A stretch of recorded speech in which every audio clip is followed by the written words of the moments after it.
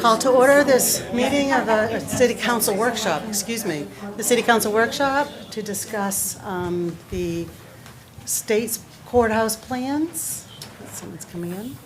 I think, Charlie, you have an agenda for tonight that you wanted to start out. I'll pass the meeting on to you. Awesome. Well, thank you everybody for showing up tonight and for your continued work on this really important topic. I think, a $55 million potential courthouse in the city of Ellsworth, I think it's probably the biggest public investment, except for potentially HCTC if the state goes forward with that. It's a really big deal for Ellsworth and the future of Ellsworth and where it is and what it's going to do for this community and for the people that access that facility, but also how it affects those around it is extremely important. So I'm glad to have this opportunity in a workshop tonight to really kind of give the time that it's due in a little bit less of a formal setting with the minutes and this and a packed agenda to really focus on this.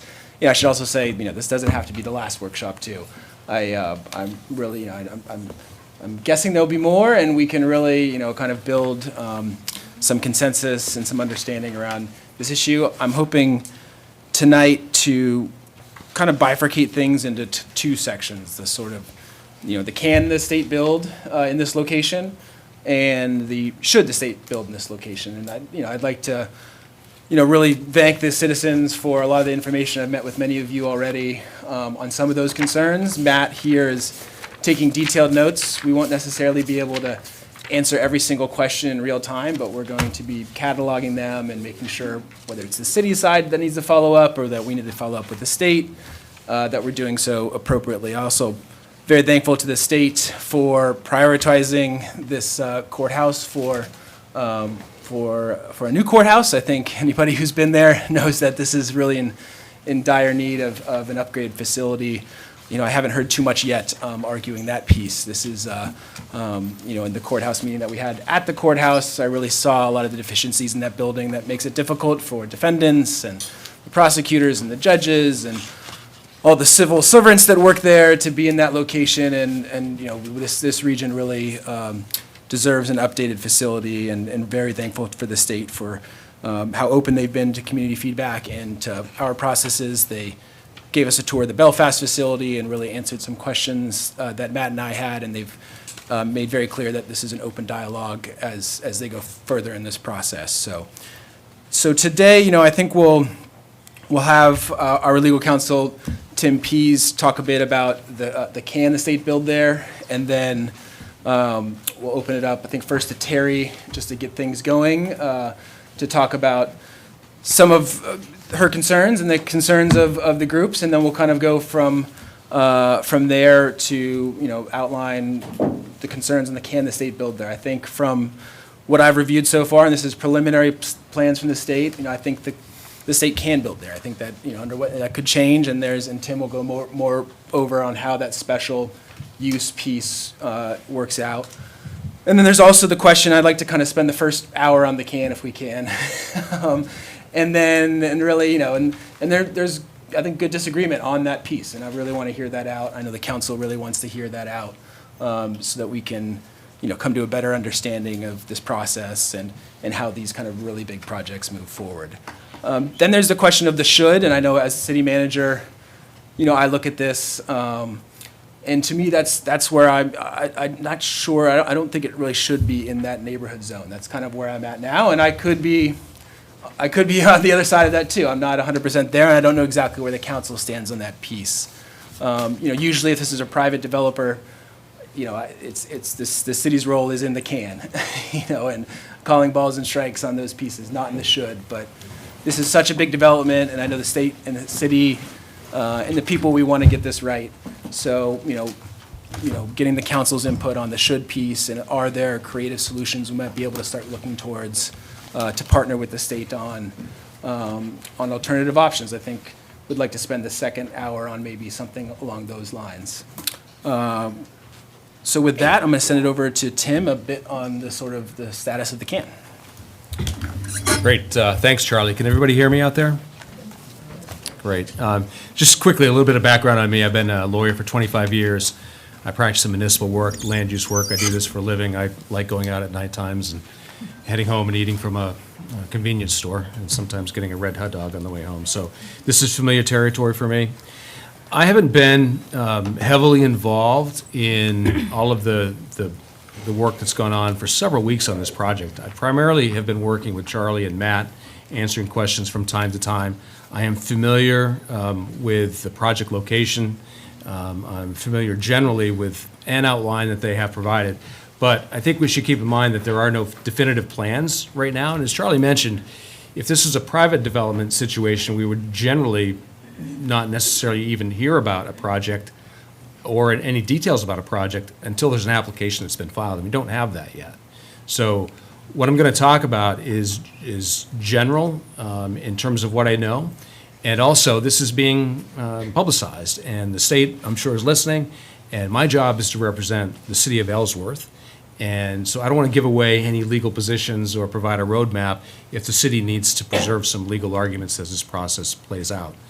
But I think the thing I do want to address, and I looked at some materials that were passed out ahead of time in a green folder, and a lot of people have pointed out that they don't think this is an allowed use in this particular zoning district. So I wanted to address that and then also be available for the council and others to answer questions. But when a question comes up as a preliminary matter, whether something is an allowed use, you have to go to the ordinance. And so, of course, in Ellsworth, you've got the Unified Development Ordinance, and it's got a number of articles. And Article 3 in particular talks about the zoning districts. So the zoning districts, just as in many cities and towns in the state, are divided up into various areas where you're trying to kind of control development to some extent in areas where you think it should be appropriate given the way things have been built out in a particular area. So you've got 10 or so different zones. One is a neighborhood zone, and I think that's what we're talking about here. There's a purpose statement about all the different zones, but I would caution people against reading too much into a purpose statement for a particular zone. If you are trying to argue, well, it's against the purpose, that is not something that a judge tends to focus on. They really want to focus on particular criteria and definitions. So when you go to the table of uses in Article 3, Chapter 56 of the Unified Development Ordinance, there are, in Article 307, there's a table of use, and it has various names. So under residential/lodging, there's an accessory dwelling, next category is boarding house, et cetera. And then you go further down, and I'm on page 6, at least in the document I've got. It says institutional, social, and public services/facilities. So that's the heading of the category. And then you drop down into more specific categories: business and trade school, cemetery, private, daycare, educational institution, religious institution, and special uses. So when this project came onto my radar screen, I went through the table of uses first, and I said, okay, what would a courthouse, a state courthouse, fall under in the table of uses, if anything? So I came across special uses. That is a fairly broad category just by the name. And then you go across the page, and it says why, which means yes, it is an allowed use in all the different zoning areas that you have. So that tells me that special uses are an allowed use in all the growth areas and all the rural areas. So the next thing I did is I went to your definition section, which is Article 14 of Chapter 56, and there's a whole several pages of definitions. And there's a definition of special use, and I want to read the first part of it because I think it's important. Special use, it's a governmental or public service use providing public health, safety, comfort, convenience, or the general welfare for the general benefit of the citizens, funded in whole or in part by the city of Ellsworth. So, in my view, in the 25 years I've been doing this, that is a very, very broad definition. So, a governmental or public service use, so I think a courthouse is pretty obviously a governmental use, providing public health, safety, comfort, convenience, or the general welfare that covers about all the gamut of things that you would find that a government provides. For the general benefit of the citizens, I think a courthouse would qualify as that, funded in whole or in part by the city of Ellsworth. Whole or in part. So that's basically taxpayer money. So then, my question was, and I checked with the state to see, is this going to be funded by taxpayer dollars? And I kind of knew the answer to that, but I wanted to verify, and I did, that of course it's going to be paid for by taxpayer dollars. This is not a private courthouse. So, and because of the source of the taxpayer dollars at the state level, it's going to funnel up from all y'all who pay excise tax or property tax in some form like that. Your taxes will eventually, some portion of them, will bubble up to the state, and they will in turn be used to pay for the courthouse. So I think because of the broadness of the definition, my preliminary view, and this is just preliminary, because, again, we don't have an application, is that a state courthouse could fall under the definition of special use. And special use is allowed in all your different districts, including the neighborhood district. So that's my personal view as a lawyer, my professional view as a lawyer. I understand people disagree. There are a lot of papers in this green folder who take a different view, and I get that. That's just my preliminary view, and I wanted to address that right up front, because I think that's an important issue. And Charlie, is there anything else you'd like me to cover? No, I think, as we go, I'll open up to Terry and the rest of the group to kind of start offering some of their feedback on the can the state. I know you all have done a lot of due diligence in this category, so I really want to take this opportunity to aggregate that. If, Tim, if there's some areas where you're able, or Matt, to kind of, provide immediate, answers to those, great. I think a lot of these may fall into the category that, we don't have an application permit yet. We're not able to action these, but we can take, these lists of concerns, really consolidate them into kind of one piece to, what we could maybe go back to the state with and take more due diligence with council, with the city council, with the state, as they go into the planning process on the can, on this piece of I think, we, if we find things that show that they can't, or that there's something that's been done wrong here, that this is, in a lot of ways, we are here to call balls and strikes on this piece, which is, we will immediately say so, and we'll acknowledge to the group and to the citizens in the community, and be transparent and communicate that immediately. And I really, especially, it was very helpful for me to go to the last courthouse meeting and hear from many of you on your pointed concerns here. So really taking this opportunity, as it's such a pressing concern, to kind of gather all that feedback with Matt, and then we'll try and answer anything we can on the can, and then, change over a little bit to the should. And is there anything else we could pursue with the state if the city wants to take a little bit more of an involved approach with where we would like the courthouse, outside of this area, and if that's something that's appropriate, and action items, options we could consider. So we'll leave it with that. I think we have Senator Gronkowski here with us as well, so we'll, maybe if you have comments that you'd like to, okay. I think this is, again, I'm really, really excited to hear your comments and feedback. We're going to do the best we can to answer questions, but also to gather it to get further information. And then, after we've gone through the piece on the can for Surrey, I would like to talk more on the should and the vision for this really big investment, and kind of where the city and the city council, if we'd like to pursue other options for working with the state on alternate locations, and how that could go forward if there's political kind of will for that. So with that, I'll send it over to you, Terry, to maybe make some remarks and start bringing additional voices in. For anybody who doesn't know me, I'm Terry Sargent Smith. My husband and I own a property at 92 Surrey Road in Ellsworth. What do you want me to do? Okie dokie. I first want to thank you all for being here tonight and allowing us to address this situation. It means a lot to all of us. It's something that's going to affect us for generations, and we need to get this right. I first would like to address Councilor Mr. Pease, I'm sorry. when you say taxpayer dollars, excise tax, sales tax, I mean, this was funded by a bond that Senator Grahowski submitted. So I thought it was creative, but I question the validity of that argument. I mean, it states in it, funded in whole or in part by the city of Ellsworth.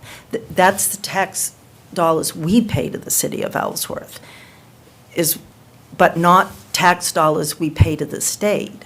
I mean, that's how the city is funded, is by tax dollars. So it would be for the water department, it would be for the sanitation department, it would be, I mean, if you had read all of the definition, other people might have known that. The state is not a quasi-municipal organization. They are separate. They are the judicial branch. I disagree vehemently, I'm afraid, that you can generalize tax dollars to something that clearly was not meant for that purpose. And I think when we get into the weeds, we're going to figure that out. I think that's a very broad interpretation of funded in whole or in part by the city of Ellsworth, and I'd like you to speak to that. Sure, I think there's a couple of things in there, and I have to be careful. I don't want to get into debates about this, again, because I represent the city of Ellsworth, and we've got to preserve these things. But on the bonding issue, I expected that question to come up, and I think the way to think about it is that the bonding part is how the financing occurs. So as people here have financed a house before or a car, right? So that's how you finance it, and that's how you finance it with a bond. That's how you do public projects generally like this, large ones. But ultimately, the money comes from taxpayers in this case, or if you're a homeowner, it comes from you as a homeowner. You might get your money from Camden National, but they want their money back, and you're paying for the house. So on the second issue, which is funded in whole or in part by the city of Ellsworth, I completely understand your interpretation, and I think that is a very legitimate interpretation.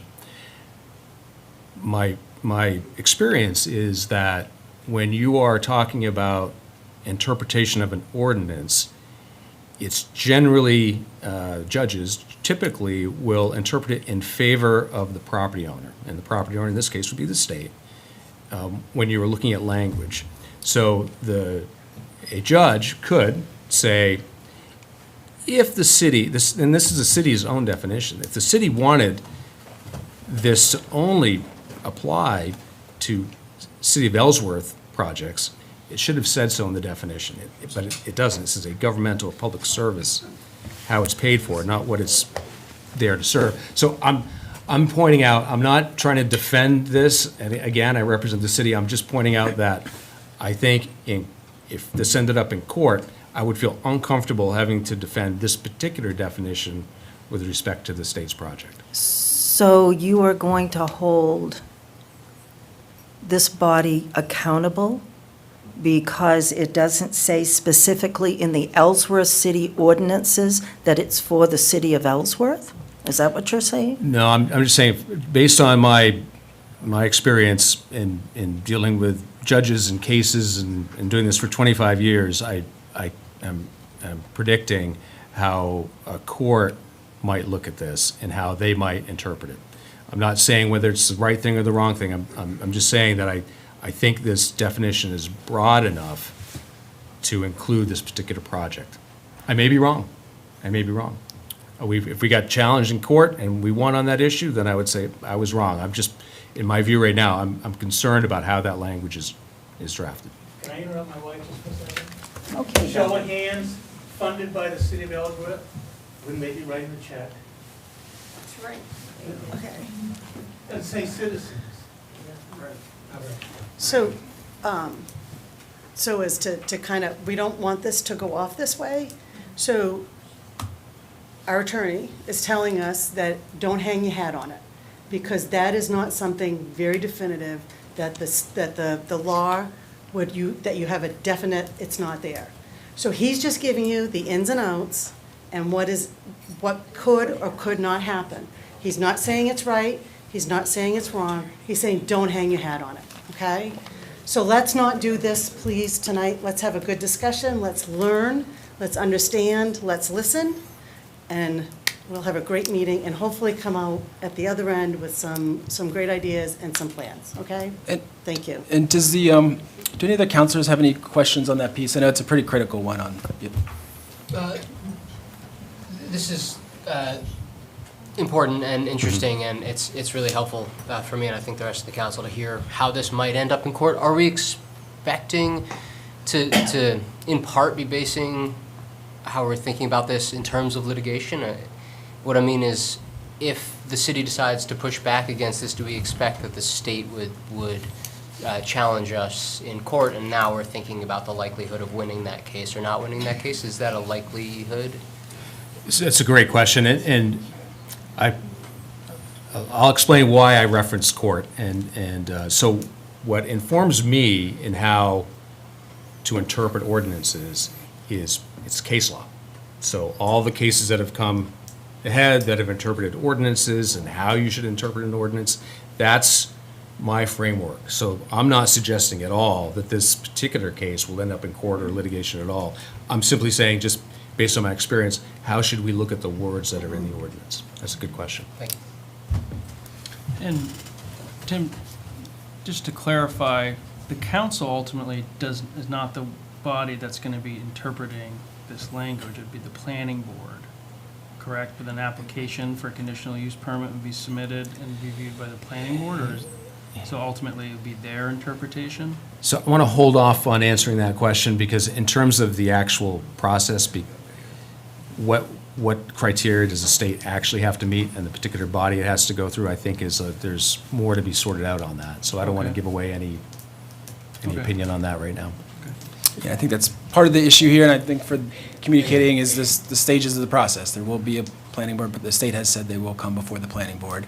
And there's no application yet, so there would be nothing to adjudicate right now. Right now, the state owns a piece of land, and they're in the process of going through this. But I know with the community's concern and the magnitude of this investment and this decision, that that's why we're holding this workshop, to kind of air some of these questions and get some clarity. So, I've got one question. My name's Gordon Workman, a resident of Ellsworth. John's very adamant about the comprehensive plan. Is this comprehensive plan going to be passed before that application is put to the planning board? let's send it over to Matt. Do you need a mic here? I don't know when the state plans, I don't know when the state plans to bring an application to the planning board, but the comp plan is expected to be done by January 2025. January. Yeah. There's no way of getting that taken care of now, since it's been in the process for, 3 years? Comp plan's only been in process for about a year and a couple months. Well, they've talked about it for 3 years. Well, doing it and talking are two different things. Yeah, I get you. And actually, I mean, well, the comp plan, I know you just kind of explained some of these more general. Would the comp plan even have bearing on the relevance of? Not directly. So, but I think to your point, Gordon, in terms of the should, that is an important piece Yeah. of the comp plan and, and where, an investment of this magnitude might be, and I think we can talk about that in a bit too. I do want to focus on All right. more of like the can, and I know, Terry, it's not just the special use piece that you all had some questions on, and I do want to get those, anything else?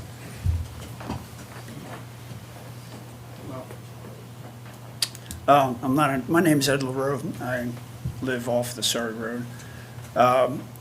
So as far as the special use is concerned, it appears to me, and I'm not an attorney, but that's a city ordinance written for the city to follow, not to go to court on or to convince a judge of. It's what we're asking you guys as a body, and I guess eventually the planning board, to base their decision on our own town's ordinances. So if we have an ordinance that defines a special use as something that is in the town's interest and paid for by the town, I would expect the planning board to say, well, yes, that fits special uses, therefore we should approve this application. My point is that we wrote that ordinance sometime in the past for that exact purpose, for the town to get things that the town wants, not what the state wants. So I would hope that the town would say to the state, it doesn't fit our definition of a special use, and therefore we're going to deny your application and then let them take you to court. But first, I think it's incumbent upon the town to enforce its own ordinance, basically, and say that this does not meet our definition of a special use, and therefore it's denied. I don't know if you want to. Just one thing, we've got 16 counties in Maine, and county courthouses are in the county seat. Ellsworth is a county seat. If you took the position that a courthouse is not a special use, then you're saying you can't have a courthouse in Ellsworth. No, I don't agree with that. I mean, there are places where it's designated that you could, correct? So when you, there's not a category of courthourthouse. Okay, well, So yes. you would have to, you'd have to Similar figure it type of out building. in some other way. But Right. I just want to point that out. So when I think about could this project fit under special use, I think about it holistically in all the different scenarios. Right. So if the position was that you can't have a courthouse in Ellsworth, and that's because that's what our ordinance says, that would put the city in a difficult position. And I Yes, guess, I don't think that that's what the ordinance says, though. And what I'm saying is that I would expect the town to, because they bought a property somewhere that they deemed the right place, I don't think the town has to agree with that. And our own ordinance says that we get to choose what is a special use. We defined it. That means you people get to decide whether it fits that category and push back at the very least. You don't roll over because you say, well, eventually it'll go to court and we'll lose that point. That's somewhere down the line. It could be very easy to say, we don't think it fits special use, find someplace else, and they just might. and I think this is an interesting point. It's kind of like on what you just said, the special use, yes, yes, yes, yes, yes, yes, yes. That's kind of across the board. Special use can really go in anywhere. But then you look Right. at the neighborhood zone, it has a, Commercial zone. at face value, you say, wow, neighborhood zone, this, Yeah. this doesn't fit in line with things. However, we have a legal special use classification that's that's very broad, that's allowed in every single zone, Yeah, granted. as currently written, and I get your point But on, yeah, like, the first step is, though, is does the town agree that it's a special use? as a town, and I've, having worked with the council a bit too, it's the, especially on like business license approvals, right? You may not want something there, but you have to be within what's in those parameters in the charter and the what's legally outlined, and it's a yes or no if those conditions have been met. So it's an interesting piece on kind of, what the council essentially could do to modify these, to make that not allowable in said zone.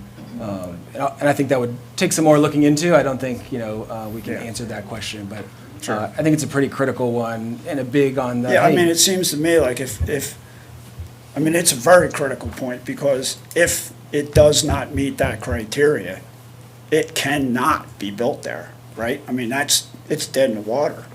That's the very one thing that it does absolutely hang on, that if it does not meet the criteria of our definition of a special use, it couldn't be built there, period.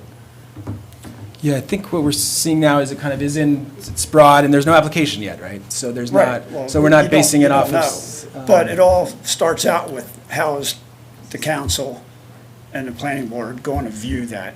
And then you let the state take a different view if they want. But chances are, they might just look somewhere else. Noted.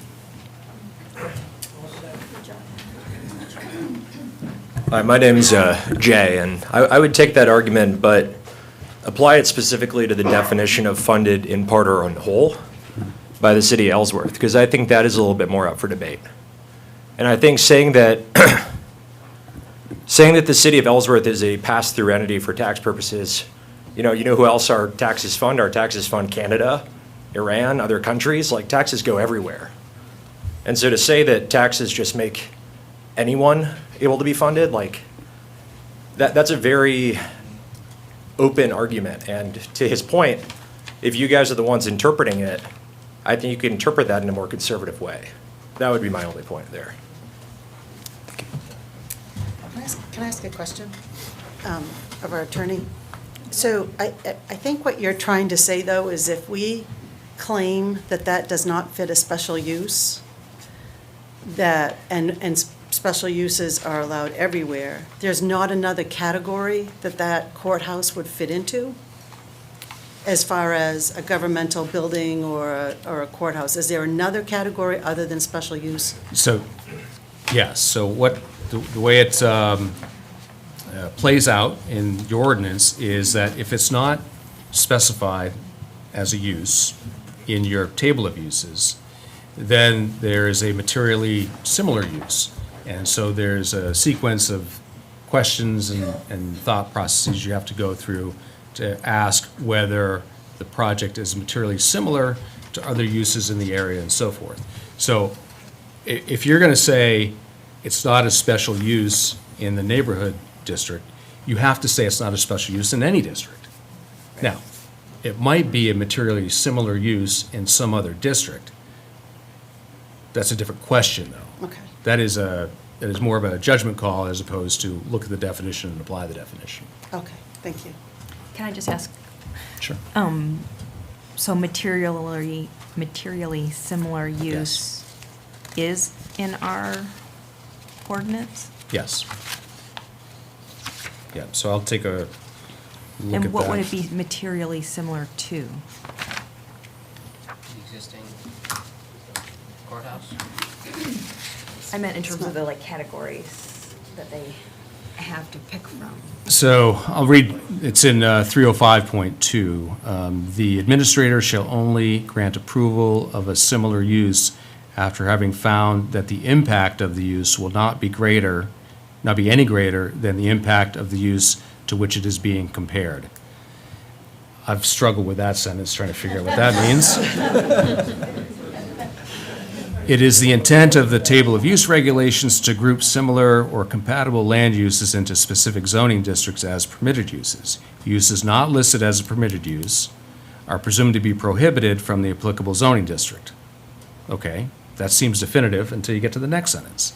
In the event that a particular use is not listed in the table of use regulations, and such use is not listed as a prohibited use and is not otherwise prohibited by law, the administrator shall determine whether materially similar use exists in this section. So if we said it's not a special use, we would say it's not in the table of uses, but we would also say it's not a prohibited use. It doesn't say you can't have a courthouse. A courthouse is not otherwise prohibited by law. So now it's the administrator. The administrator is either code enforcement or planning board, depending on the body you're in front of, shall determine whether materially similar use exists in this section. It's very broad. It's very open-ended. My name's Jennifer Sala. I live in Ellsworth. I was at the previous workshop on this at the courthouse, and it came to light that before the state made the purchase, they hadn't done a drop of due diligence on that property like you would normally have it surveyed and all of that stuff. I know I was like 5 minutes late, but so if you've already talked about this, you can tell me to go home and watch YouTube. But is there an update on due diligence that's been done by the state between that now and that last meeting? You know, I can, you know, Matt and I met with the state at the Belfast Courthouse. We talked about due diligence a bit. You know, I think it's mentioned, and you know, since 2019, they looked at, you know, the current courthouse. They looked at a fair amount of properties. It's difficult, as we all know here in Ellsworth, for property acquisition, especially of a facility of this type. And I think they're still in the due diligence phase. You know, they, you know, again, in some ways, we do have the cart ahead of the horse a little bit here in terms of this discussion and a plan being submitted and approved and all those pieces. And they were very open and honest with us during the Belfast meeting that, you know, these plans will be put together. It'll, you know, they they said they would go before the planning board, and if anything that comes up, was to show that they couldn't be used here or done here, that they would, that would be cause for not moving forward with the project. So, in some ways, I think we were all kind of hoping for, like, at the purchase stage, the whole thing's ready to go, and but this is going to be a long-term process for them in their continued due diligence. And that's the other thing I think about communication transparency. I'm trying to get a little better about here to get you all, like, what are the timelines, what are the time frames? We had some general discussions on that, on when they would, let's just say they stay there, and what are their kind of benchmarks and milestones they're going to have to meet in order to hit project deadlines? They were amenable to a variety of options, so those could be not met, and we can talk about more the should in a little bit later here, but I know, they even mentioned they would be amenable to a land swap potentially. If we can find as a community a better piece, or what that we find as a council, then we could go that route. I'm not sure that's a way we should. I'd want council approval and sort of to go for more of that approach. But there's a fair amount of options on the table still, I guess is what I'm saying, is that we're not, it's not next week that they come to the planning board, everything's settled, and we're, the construction starts tomorrow. So there's a lot more due diligence that, will be done, and we'll, try and get better at the public side of that and the communications, both from the city and the state's level, and how we can kind of help just get a lot more clarity for you all in that. And maybe come back at a future workshop or a public notice date on those things. So thank you for that. Did they continue to look at other options and see if there might be something that would be more satisfactory to the community? We didn't discuss that. It was more general, and again, if they were a private developer, we'd be in totally the part of the planning board and moving forward. So, and to be honest, until I have council sort of in community that we'd like to present other options or consider other things, I didn't really feel comfortable talking about that. But they were very upfront that they will go through the normal processes. They've done this with other cities and towns. As you can imagine, there's been I think even in the Belfast one, there was a lot of, I've been looking at some of the news articles. It was a long process there to kind of, to settle on that piece. And they were very open to community feedback on that portion as well. So, I found them to be a pretty excellent, good faith partner in this process. So. Cool. So did they offer like a more accurate timeline for when they think they might know more about? They didn't, but Yeah. but I can ping that. I'll definitely, for the other things, I'll definitely in a follow-up conversation with the state, trying to get a little more clarity for both the community but also the council on that piece. Awesome. Thank you. Yeah. Lisa LaRue, as Ellsworth resident. I did want to just clarify, I just looked at Chapter 56, and there are a lot of zoning districts that have much more comparable structures to a courthouse, like schools and industrial and commercial buildings, professional buildings, not residential. That seems, if you're going to look for a materially similar, it should be in a district that more closely resembles such a facility with 158 parking spaces, 2.5 stories in height, 65,000 square feet. But that's not what I was coming up here for. I wanted to let the public know that since and I sent the information to Mr. Charlie there, we have been asking since the day after the public hearing on April 30th, when the state proposed to us all the information they shared at that meeting. They showed diagrams, they gave detailed documentation, they held up portfolios, they provided speech and communication, and at that time, we had a lot of questions, a lot of information was shared, and the judge did say that they were going to have an open, transparent communication with the public, share the information, let us have some information. We wanted some of the engineering documents that they had shown us and some of the information about the 20 properties they supposedly had looked at. And we asked for a little information and a transcript so that all of the great ideas that were talked about that night on both sides, because they had a lot of information to share with us that we weren't aware of. So we asked for transcripts. That has been denied every single week since that meeting. I have written an email to the state requesting the information they told us they would share with us. We have not received One item, we were denied, delayed, until we started to put a little pressure on and get some other people involved in this, why are we being denied records? And this afternoon, they submitted a survey copy of a report that was done, which I think somebody else is going to talk about. That's the only thing they've provided us since April the 30th. So the transparency and the willingness to work with us is frustrating, because if we don't have the information that was talked about on that night, how are we moving forward? So I just wanted to talk about that. Thank you, Lisa. And, very important, I think, I was lucky at that courthouse meeting because Matt was there scribbling notes away like crazy. So we have, I have a pretty accounting, but I know, I've seen the emails that you've sent on that piece. I'll definitely follow up with the state. I know even for our own council who weren't able to attend that meeting, it might be helpful to have a little more background on sort of the state's pieces that were presented there. That would be really important to help you all broaden your understanding of this piece. So I'll definitely, that'll be one thing for sure, Lisa, that I follow up. State transparency and public records are really important. I know you've submitted some for our side as well, and It's fully transparent. yeah, well, I really value that, and I know now the state has different rules that they have to, so I can't, without looking into it further, but we'll definitely make sure that. There was a promise they made that night, and that's what's so upsetting. I'll definitely follow up and get back to you, Lisa. Thank you. Go on. Yes, Gordon with City of resident of Ellsworth. On materialistic similar use, what I would say that drops down to compatibility to the neighborhood. So you have to look at the neighborhood as a broad spectrum and say, well, is it compatible with this neighborhood? It's not. It's bigger than the White House. It's not compatible. So that would take that out of the way. I think it's more compatible, say, right where it is. That's compatibility. It's compatibility, say, in a commercial area or anywhere downtown. That's compatibility. Now, there's a study that was done. Where should a courthouse, city hall be? Courthouse and city hall should be in the center of town. So having it out on a 2-lane residential neighborhood is not compatible. So I would look at that similar use as compatibility. That's how I see it. So I just thought I'd throw that out.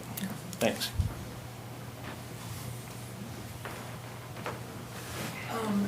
Penelope Houghton, I'm a resident of Ellsworth. I just wanted some clarification on the funding piece, because it's one thing to say that a bond was passed, as far as I understand, to fund a structure or to fund a project, but what about all of the ongoing costs of this location?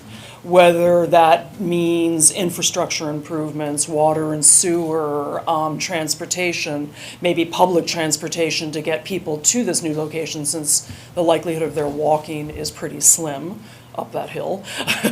And so I'm curious about, I would like the city to be thinking about really the long-term cost of a plan like this, because I wasn't even thinking of the bond building the building.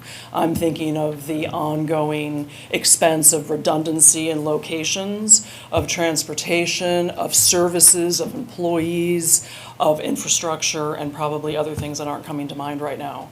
And I feel like the vagueness of the funded in whole or part by the city of Ellsworth is also saying, are we gonna be socked with some very long-term ongoing costs of maintenance and infrastructure that the state is not gonna take on? And that is a Ellsworth citizen taxpayer. To me, that's not, I can't see how that's a state taxpayer funding. And I could be wrong in how this works, but that's what I would anticipate and be concerned about a taxpayer who's seen our taxes go up so much every year already to the city. So I don't know if there's an answer to that question. So I think what I hear you saying, and I think it's a very, very good point, is when you think about the ongoing operational costs after Yeah. construction, you should factor in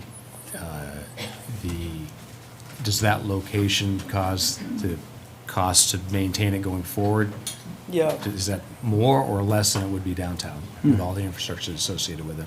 And I should have added traffic flow, congestion, accidents, that kind of thing, you know, the bottlenecking going over the bridge to get up the hill and how that might impact the quality of life of the citizens, that's maybe another topic. But also just the increased unforeseen costs to the city of more traffic problems, more accidents. We already have water main breaks. I mean, I live just down the road from this proposed location. We've had 3 water main breaks in 2 years. Obviously, there's gonna have to be some upgrades, and who pays for that? Does the state step in and volunteer to pay for those kinds of services when they are putting more of a burden on a community by the facility that they're proposing to build? Yeah, thank you. I don't think, without the application of the pieces, I can't, but I did talk to our water, wastewater, and highway Yeah. superintendents, and, you know, I know, Matt, you can speak more on just how this process works on, you know, when there is a facility and a plan. Yeah. You know, again, initially, preliminarily, they can make the system work in that area, and there would be some upgrades that would need to happen, but I don't know, Matt, if you've got anything else. Yeah, so similar to like if it's a private developer, so once the plan comes in, staff reviews it through a technical review team process. And Yeah. so like the wastewater superintendent, the water superintendent can see what the expected use is, and if there needs to be increases to the system to support that, then it usually is a negotiation between the city and the developer to make those increases happen at the developer's expense generally, or like the city might provide labor of some sort, but it goes back and forth. But without knowing what the actual use is or expected use is going to be, those conversations haven't yet happened yet for this project in particular. So in essence, though, if we follow that model, the state is the developer? Yeah, that would be the developer. Does the state ever negotiate? I haven't been here long enough to have that experience, but we'll find out. I was curious to know, historically, do we see the state negotiating? I don't know off the top of my head for projects in Ellsworth. Yeah. Or anywhere? I'm just, I mean, there has to be lots of experience in the state with this state or this administration too. Yeah, I can definitely follow up on that piece. Get a little more clarity again as the project goes down. And the other piece is an important one about, it is a complicated sort of ownership structure over there. Yeah. The county owns pieces, you know, the DAs, the other, you know, it's not, and then, yeah, what happens when people move, I think, maybe follow up a little more on how that affects in these little areas. You know, it's a very important piece of Ellsworth, and how it's going to be used going forward, and also gorgeous. I mean, that courthouse, while not good for modern standards of court practices, is, you know, an absolute treasure architecturally and a beautiful. I think we were all in there. Right. So, but how does vacating that place from the states, how does it affect things, and how does it affect this process, I think is something I'd like to look into more. Yeah, and I want to speak to that in the second half in particular. I guess the other thing I might say is keeping all services on one campus, there's a certain sort of efficiency, functionality, and beauty to that. So whether there may be different landowners, I guess, if that's the right term, or uses with county, city, and state, the whole idea of a campus, like we think about as a college campus, is that services are all there for everyone to enjoy. And I think that's an important value or quality that I would like to see Ellsworth uphold, that we want to, you know, increase efficiency, functionality, and retain beauty. Yeah, and, you know, and I think as we move forward too, I mean, my tour of the Belfast Courthouse was very enlightening to see, and I know, Michelle, there's one in Bangor, you said it's kind of similar in how they transport using this similar model, but Okay. I was that was very eye-opening on how efficient of a government building that was. Purpose-built for that. It didn't have I don't think it had a jail attached to it, but like the way that the, you know, potential defendants could enter, and how that, even though it wasn't, I was kind of a similar opinion to you. It wasn't as much of a campus environment, Yeah. but it seemed very purpose-built and efficient for for the customer, meaning the defendants, the prosecutors, the civil servants. And it could be more of something we can go forward with the council on, like what that would look like, what that facility is. It's probably the most modern, efficient government building I've ever been in.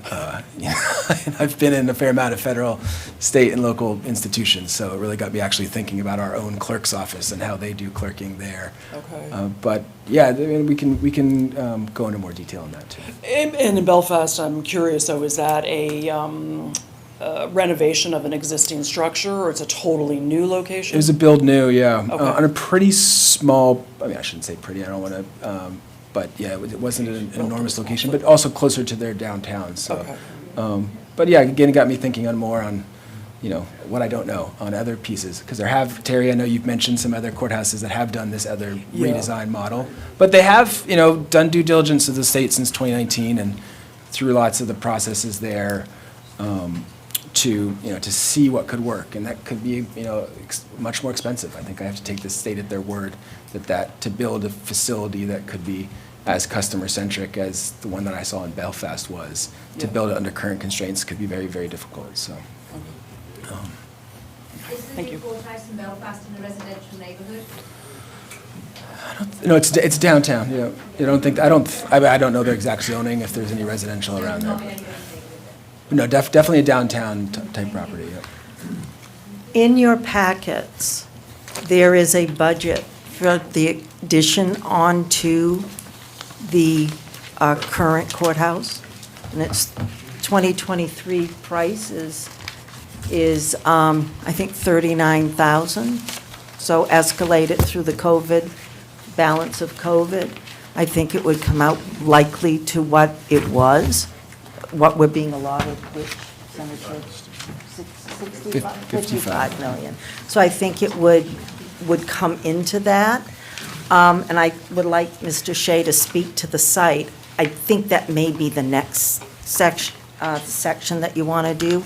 But I have a question for Mr. Pease. You say if we don't invoke special use, it can be built nowhere in Ellsworth. Is that what You couldn't call it a special use.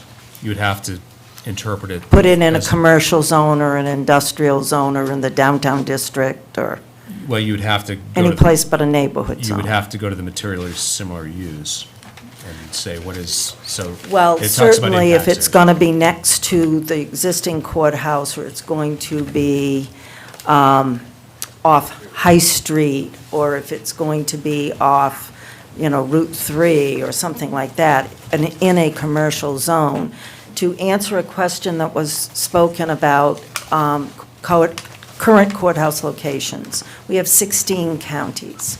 15 of the 16 counties, the courthouses are in downtown. They were accomplished by either building a new building adjacent to, an addition onto. The only county that it is not in the downtown is York, but it is in a commercial zone like our High Street. And, when you speak to some of the residents, they weren't happy, a lot of them, about that location, but it's Route 1, and it's a commercial zone, so it wasn't allowed use for that area. But most of them, for the vibrancy of downtown, for the thriving community, you have articles in your packets, that's where they belong. I think Stephen could speak to the feasibility of adding on. We've heard that there are wetlands.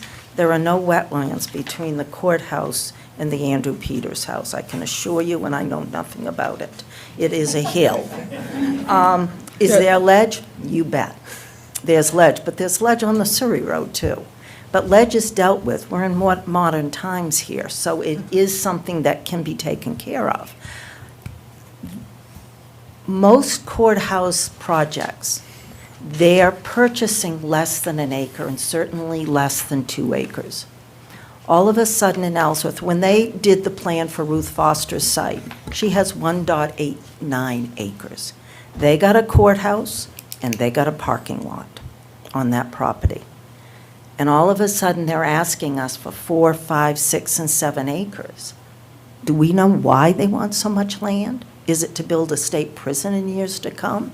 I asked that of Jeremy Gray, and he wouldn't give me the answer. And that is a question I think we need to ask the state. What do you intend to do with all this additional land? You don't need it.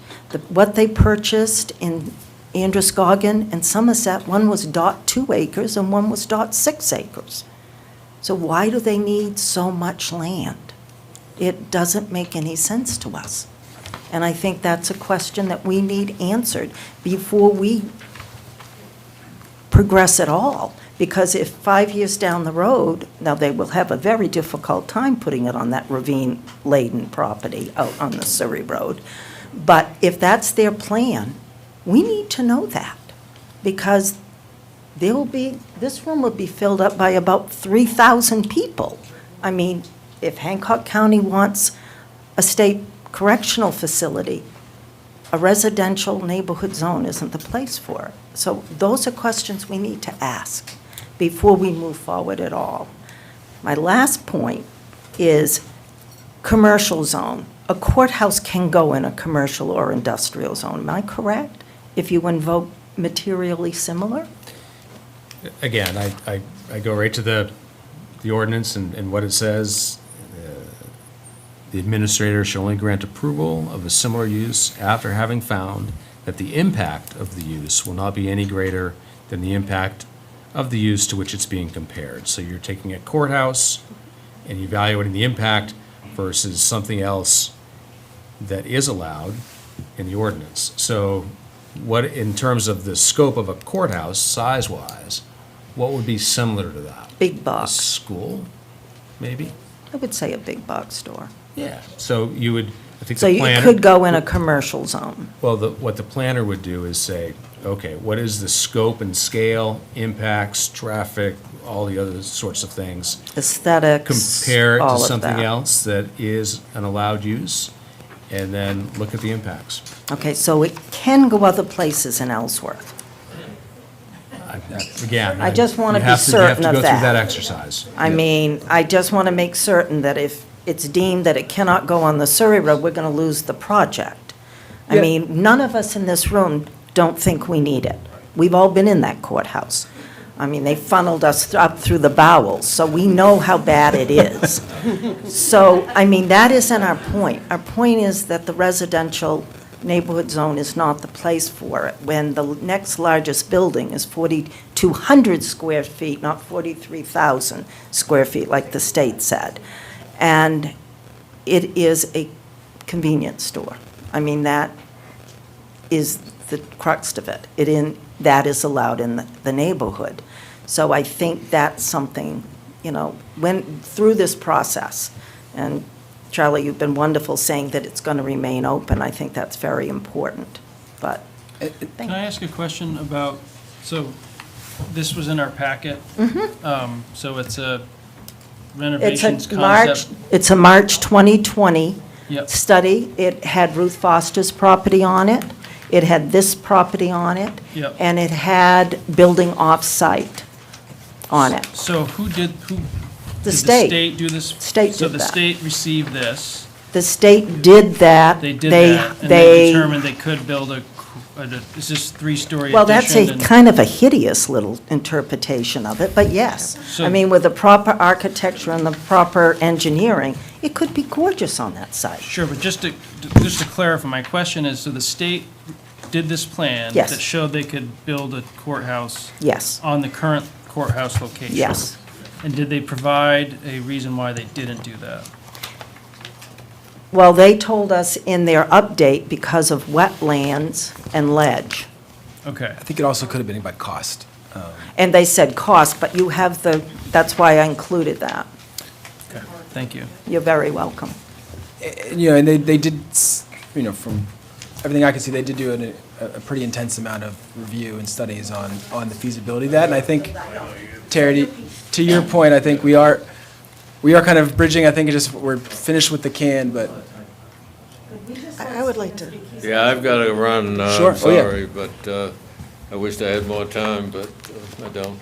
So, one point I might make is, if you put an addition onto an existing non-conforming use, that's allowed, isn't it? So if they stay with the current location, and I'm not even sure a courthouse is a non-conforming use, but if it was, an addition on a non-conforming use is normally allowed, I think. So anyway, Terry asked me to talk a little bit about the feasibility of building on that site at the existing courthouse, and I've got a lot of experience working on that site. My company's done pretty much all the work has been done in the last 50 years that I've been involved in the projects.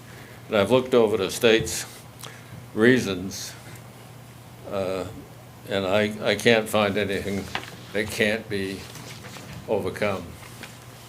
I really don't have time to go into it in detail, but I think, and in future meetings I could, but I really think that all of their objections can be overcome. And I've worked on these projects, I've worked on that project, I've worked on similar projects all my life. And I think with the right design professionals, it could easily be, not easily, but it could be done. A project like this isn't going to be easily done anywhere. But,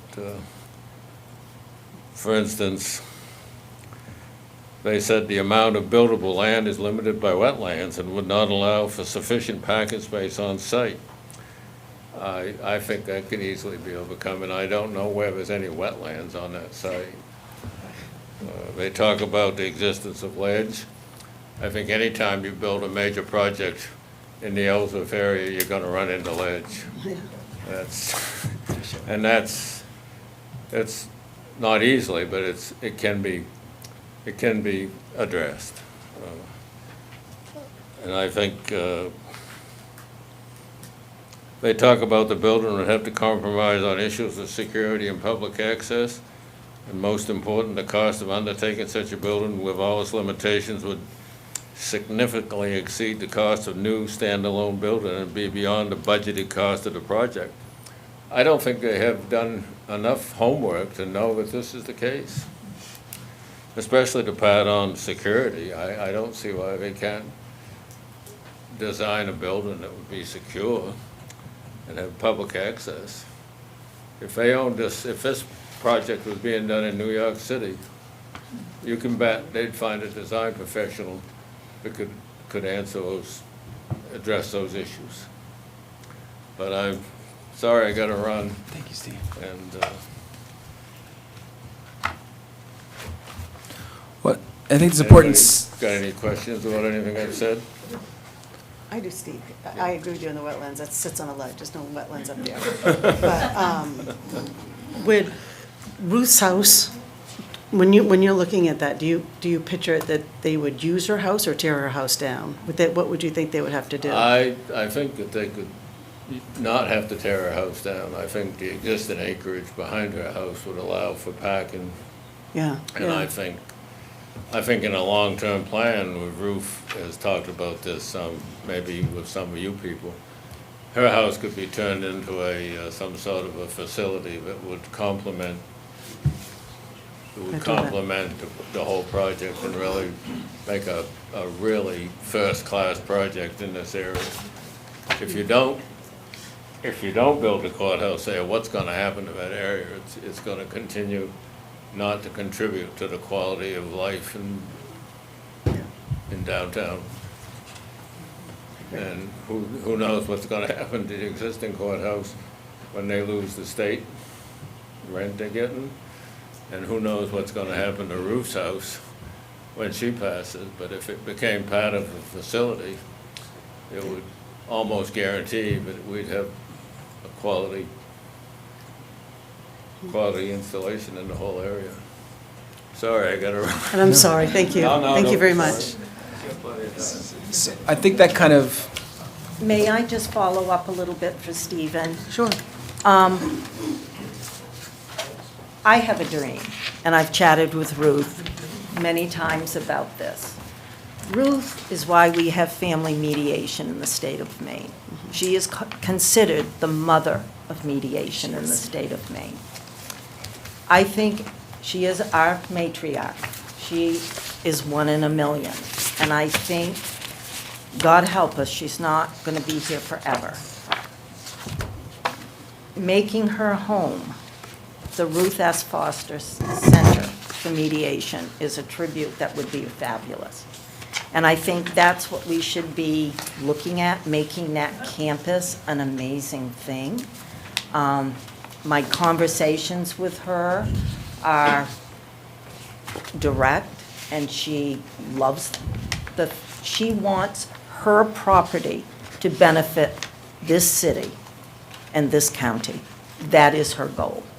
So it isn't tomorrow, it is not next week, and God help us, not for years. But that is something we need to keep in the back of our minds. They talk about additional parking. There is a property across the street that's for sale that could be used for additional parking. Very few of the current courthouses have on-site parking. There's very few of them that do. And if they do, they're not enough. So it's not a problem solely to Ellsworth, Maine. It is a problem all over the state. Doesn't make it right, but it is still a problem all over the state of Maine. But I think all of those things can be factored in. And more to what Stephen said, we need to be concerned on what is going to happen to our courthouse when the state is no longer paying $9,000 a month to help keep it up. And they moved the DA out of the Andrew Peters house. Those are all things that need to be part of our decision-making process. Thank you. Thank you. And I think that that kind of brings us to done a lot in the can, and we'll do some follow-ups, and it's kind of the should is the next piece that I'm really looking to council for some guidance on, and I know, Michelle, you give me a lot of guidance here, is kind of what the appropriate role of the city in this process is. As I said, I have a personal belief that I would love it to be like the Belfast, more closer to the downtown. That's, for a $55 million, but is it my role and the city's role to be more involved in this, than a private developer who I wouldn't necessarily. Now, we could pursue, additional kicking the tires on the current courthouse location and expansion and digging deep into their research and what's there, and we could pursue alternate locations. The city owns other properties. There could be additional pieces that we could look into that could be part of a land swap. We could do all these things, and we find the same things that the state has already found. And there may be other options I'm not considering. So I'm really curious, Michelle and other counselors, of how you see the city's role. It could be also, we have a laissez-faire. We are going to take a step back, and this is a matter of just a regular planning board. And that's where we're at. But I'd love to hear your all's opinion of kind of the should we build over there and what our options could be as a council and as a community in this regard. All right, I'll start. When we did that zoning, it was, I know the verbiage is kind of broad, but that zoning was made with a purpose. And the purpose was to ensure that buildings were put in the correct places, that neighborhoods were saved, were restored and kept the way that they were, so that we didn't lose our neighborhoods, and that we still had places where kids could play and know each other, and the bus would pick them up, but they were appropriate places for industrial areas, and they were appropriate places for big box stores, and it was very purposefully created. And I don't think putting a courthouse in a neighborhood area goes along with what the intent was for that zoning when it was created. I really and truly don't. So, but the state is quite an organization to deal with when they put their mind to doing something. So I think that we're in a good place, that they haven't brought any plans to us yet. So that means they haven't put a lot of money into that property on design.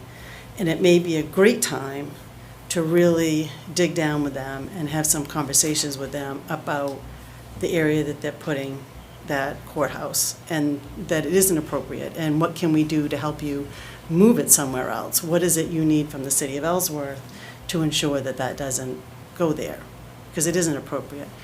Matt, they do have to come to the planning board, correct?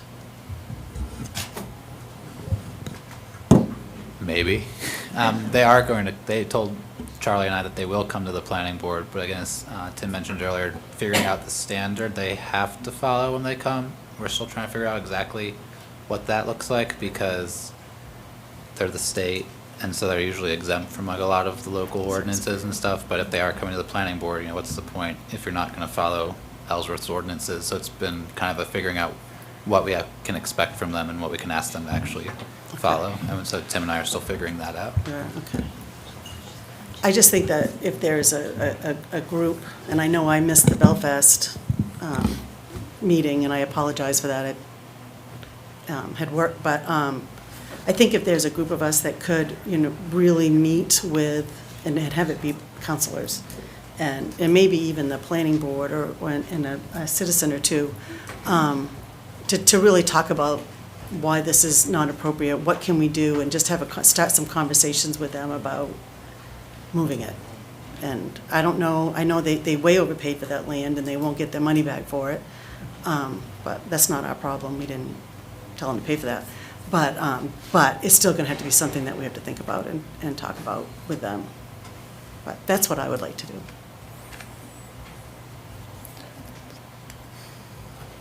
Other councilors is that?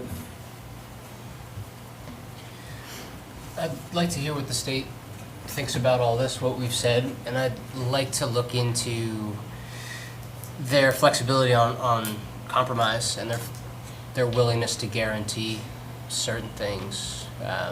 Things like the total size, things like we'll get a plan in to you by a certain timeline, things like we've heard your concerns about here's why we have so much land and there would or wouldn't be a prison in some number of future years.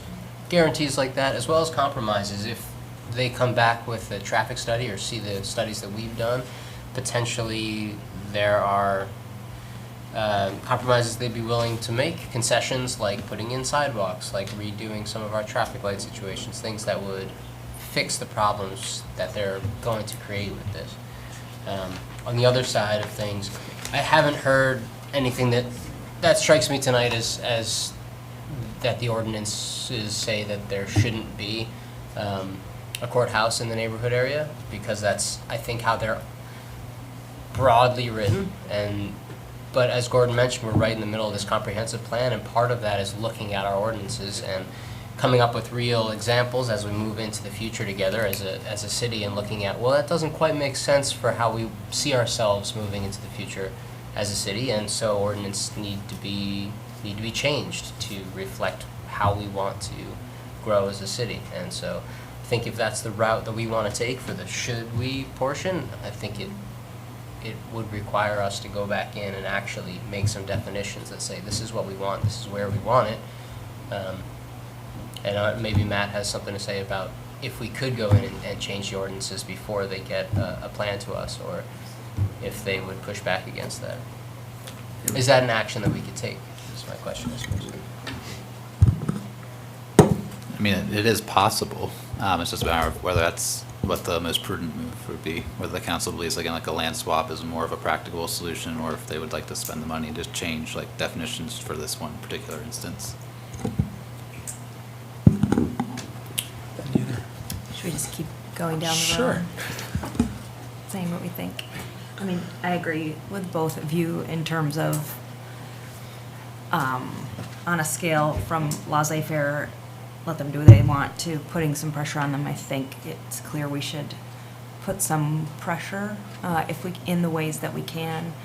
It's not clear to me that they're doing something illegal, so to me that's kind of off the table. So what would be the most practical in my mind would be to meet with them, with some group of us, and in that meeting to have some real alternative option to offer them.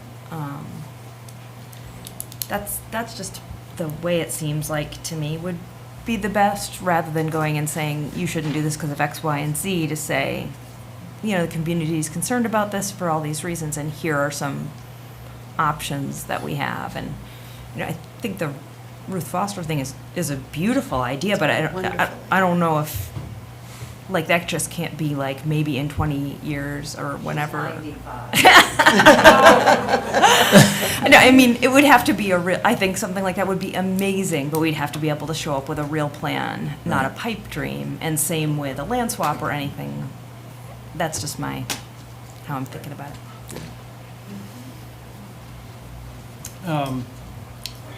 Well, for me, I think I'm one of 3 counselors that lives off the Surrey Road. So I share in many of my neighbors and fellow citizens' concerns about having a large facility on the Surrey Road and how that would impact quality of life.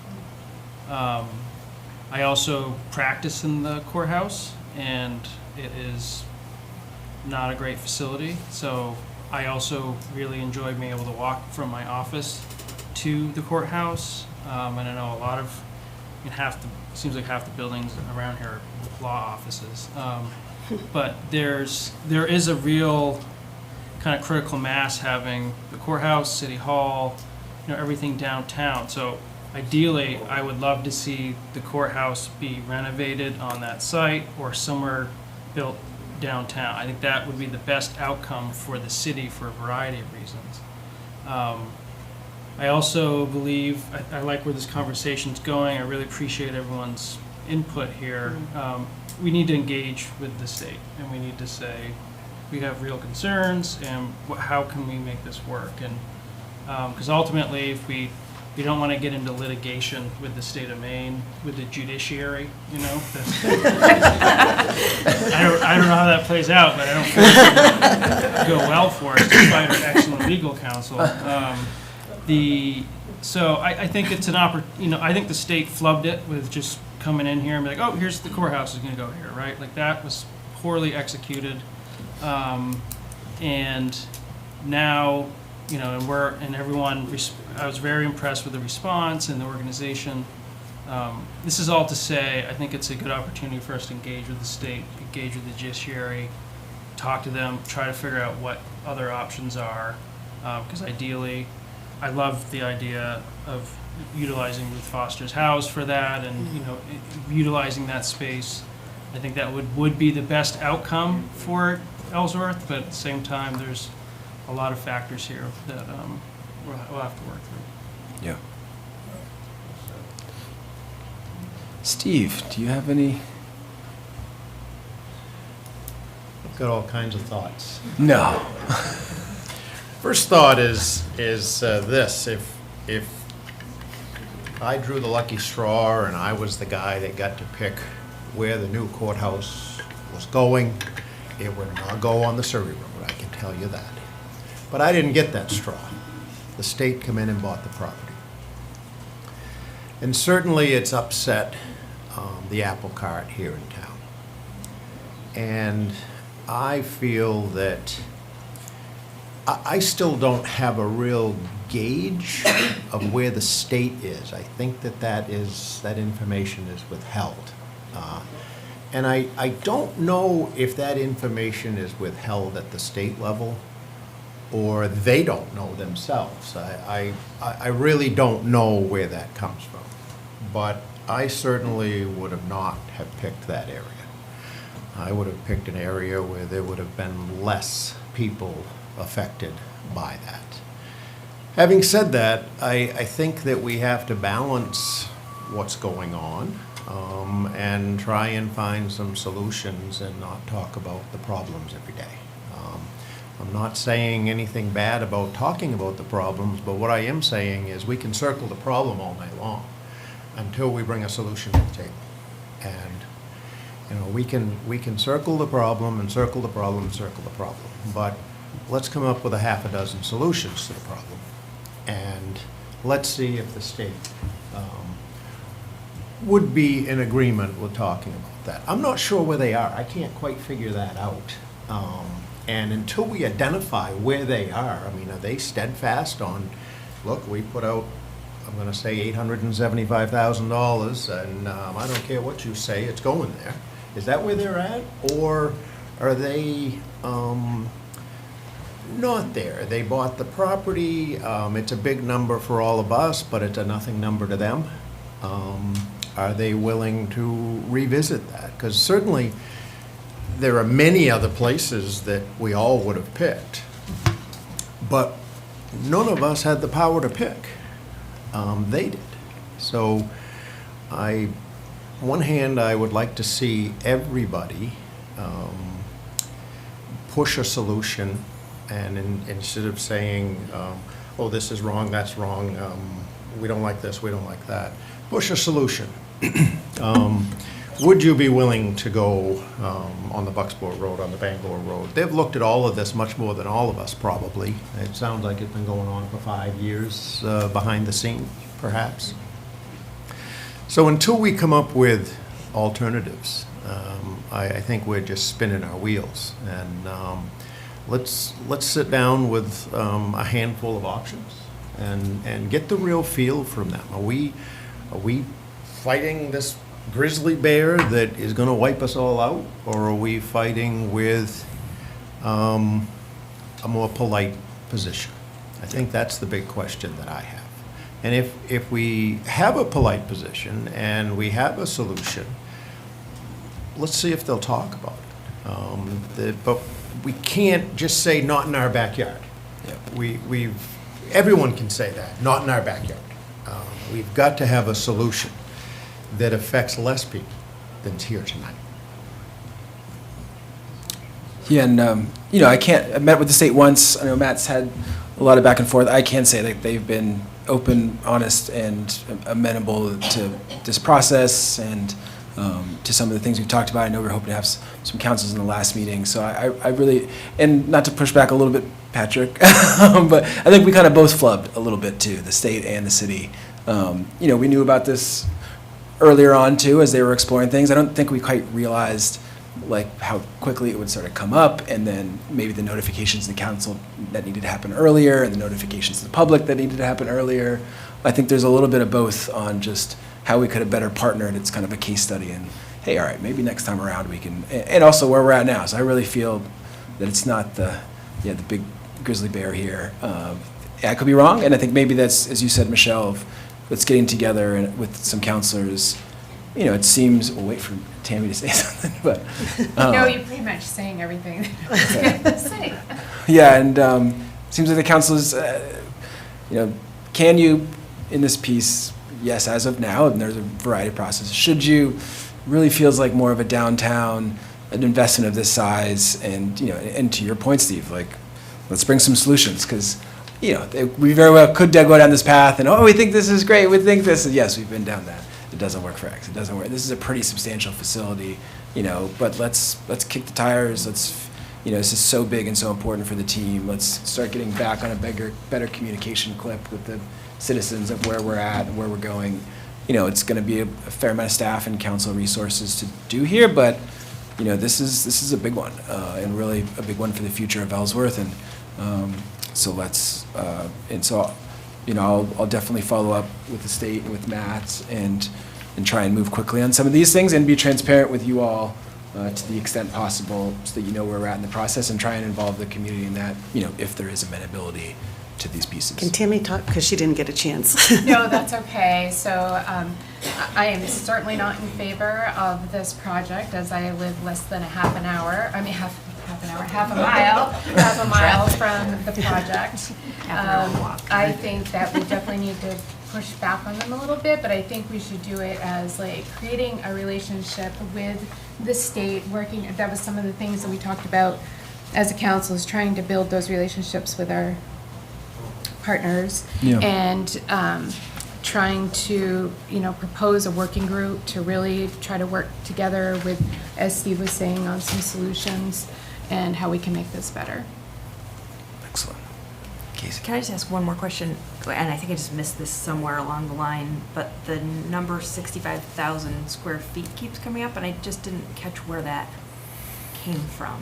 Was that in the original meeting discussion? That's how big the courthouse was. Terry, yeah. That's their proposed size. 65 or 45? 65,000. And that includes the parking lot, correct? No, No? that's just the building itself. But it's a little different in terms of how tall it is, so you have 2.5 stories. 2.5 stories, you have your kind of base, and then it goes up. The plan, the footprint is 25,000 square feet. In reference, the White House is 14,000 square feet. And the Moore Center is 30,000 square feet. No, that's the building, That's the building, right? not the. Not the. No. We'll Okay, thank you. Steve?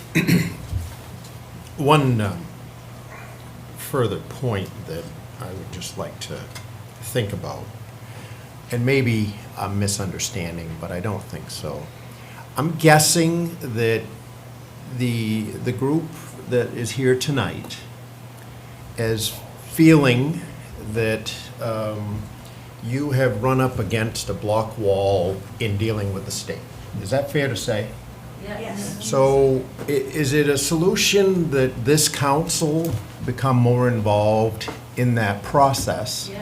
Because it seems that, I heard Ms. LaRue state that there's constant rock walls that you're fighting.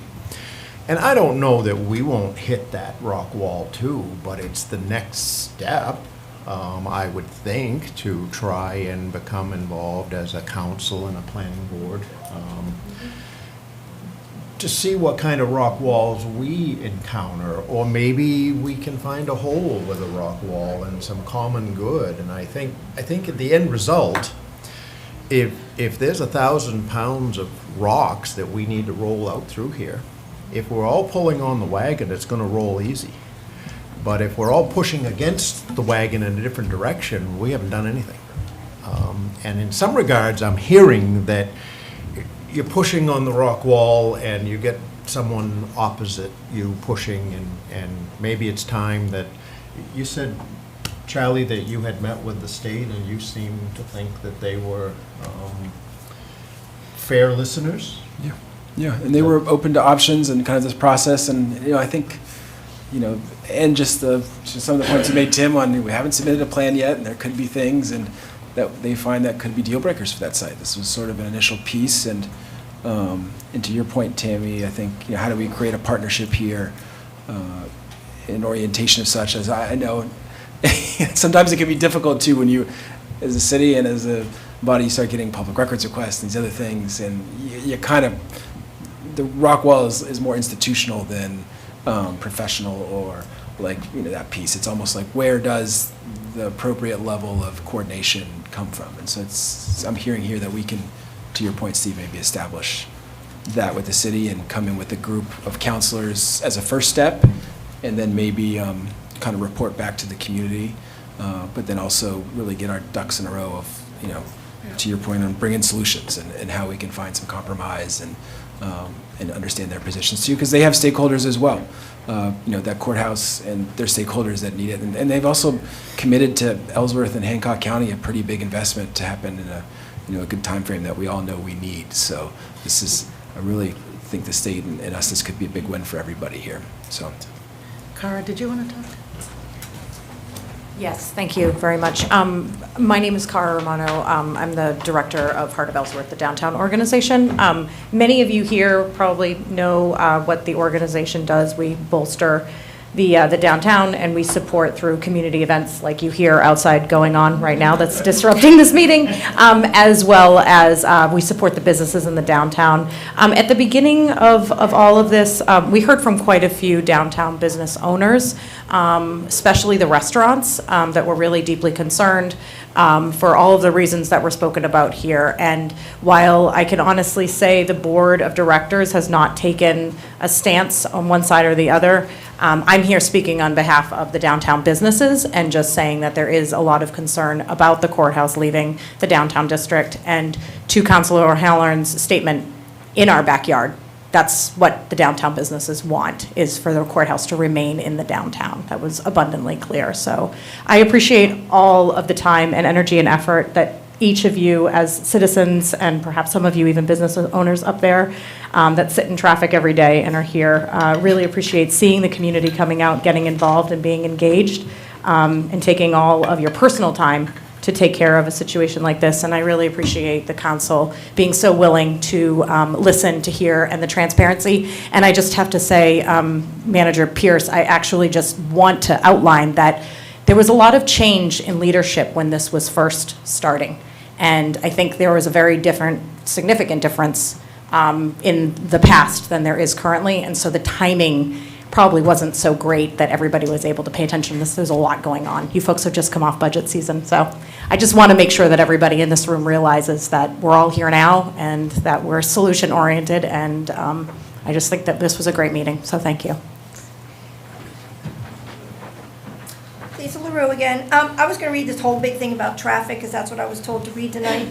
My traffic is my thing, but I'm not gonna do that, because I can hand you the sheet, and you can read about how that intersection is terrible, and they're gonna put a Band-Aid on it and change it, but that's not gonna change the fact that the same number of cars will be traveling through the same roads, not getting any better. But I just wanted it to sort of stop that. I can just hand you those facts. They're not that important tonight.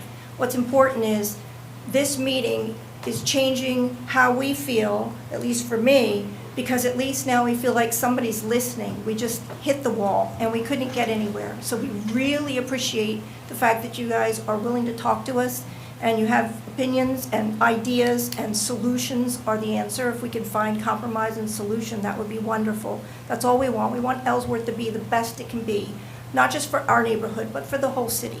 So that's very important. And then just a couple little tedious things, just my little notes. The public hearing, they did say, and also on their fact sheet, so maybe you can follow up on this stuff.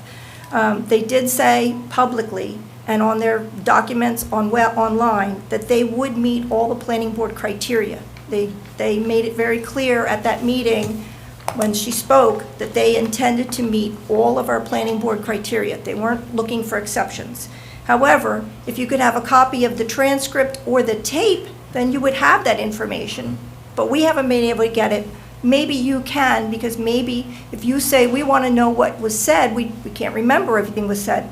So I can't remember. There's thousands of words that were spoken that night. I think that would be beneficial to you being able to communicate with them.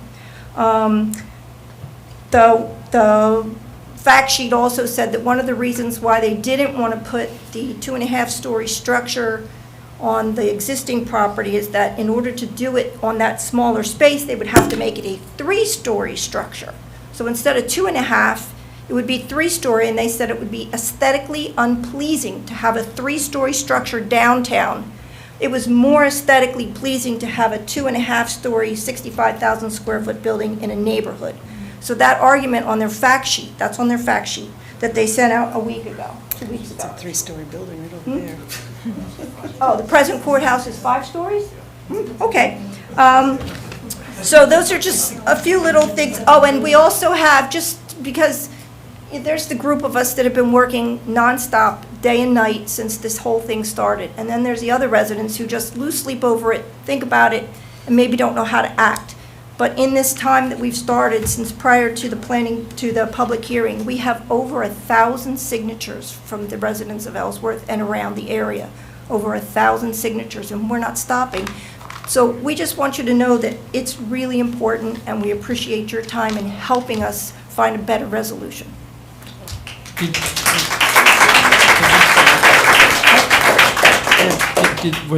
Have you submitted those signatures to the state? The night of the hearing, we submitted the over 600 we had that night. We've been collecting them since. We have them available that we can give to you. So, yes, we have them. We've had them copied, and we're getting the rest of them scanned, so you can look at them a little easier. Thank you. Okay. Is there anyone else that would like to speak, or before we end this?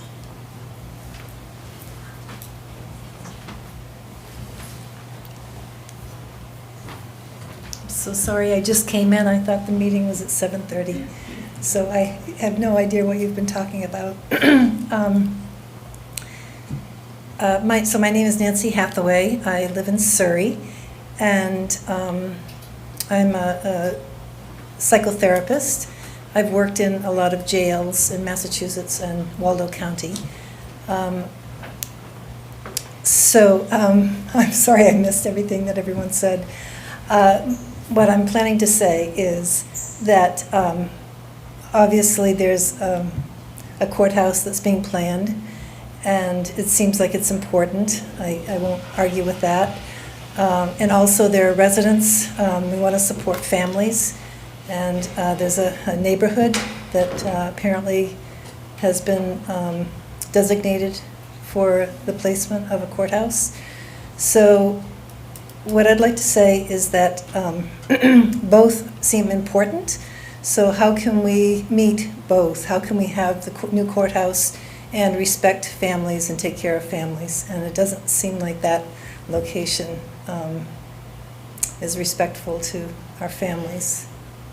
Thank you. Thank you.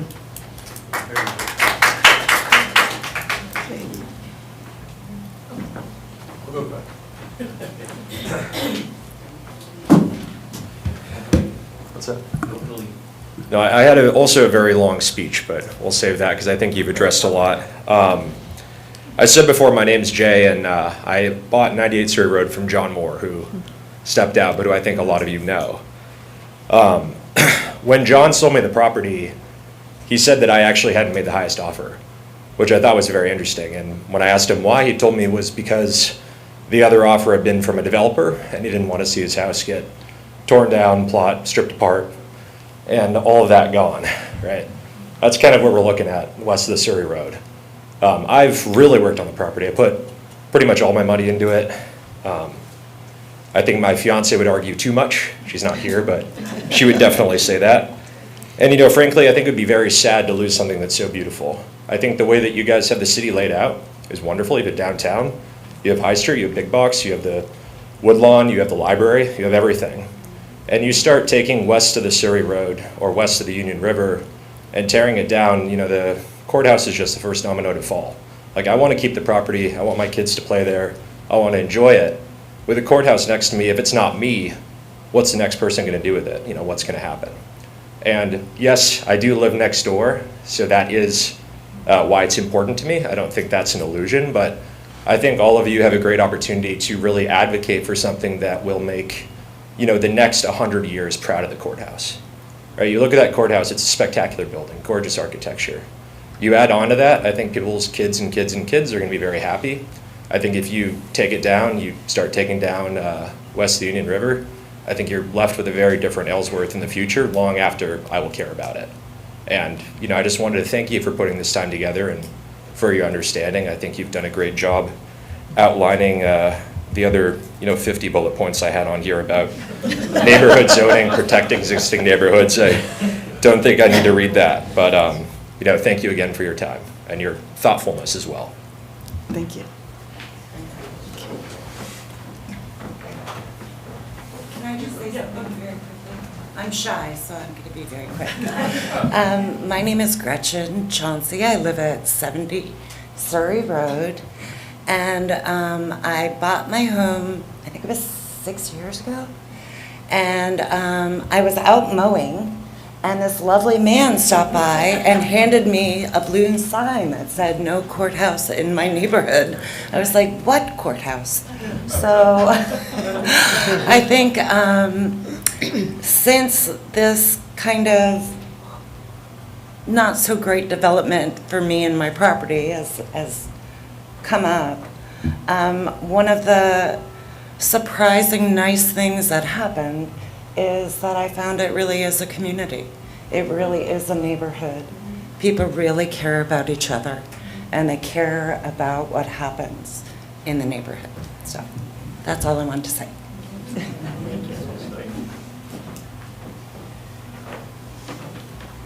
I know I was also wondering if I should trim things down, but it felt like this was good to come on the heels of what Nancy said and what you just said, Gretchen. I think I'd like to still share some of the points I was going to make. And I also wanted to express gratitude for our meeting together, because this is all we've wanted from the beginning, is to focus on solutions. We were never opposed to a new courthouse or a need for a new courthouse, but we've been really trying to work on finding solutions and really not getting inroads. So it feels like a big breakthrough tonight that I want to acknowledge, that we've all contributed to that, and I'm grateful for that. I just wanted to say that I feel like I have a lot invested in the city of Ellsworth. My husband and I own 3 properties. We each run our own businesses. We are raising our daughter here. And so I want to speak on 4 points or perspectives on my concerns for this proposed relocation, because I feel like it kind of intertwines everything we're talking about. First, as a resident on the Surrey Road in close proximity, our home could probably become a law office. That's probably the most likely use of it. If this courthouse goes up there, it'd be a good location for that. But as a resident so close by, I have a concern for the safety transporting criminals or prisoners through a residential zone, and doing that safely for their part as well as for the residents. I have a concern for pedestrian safety. Walking or biking downtown is our preference as a family, but it's becoming increasingly difficult now with the amount of traffic that's there. But it's part of the quality of life that we value. And I commute across town to work, and believe it or not, I now call it a commute. My office is 1 mile or a little bit more from our house, and sometimes I get really bottlenecked going over the bridge and ever have concerns about people coming in from the Bucksport Road.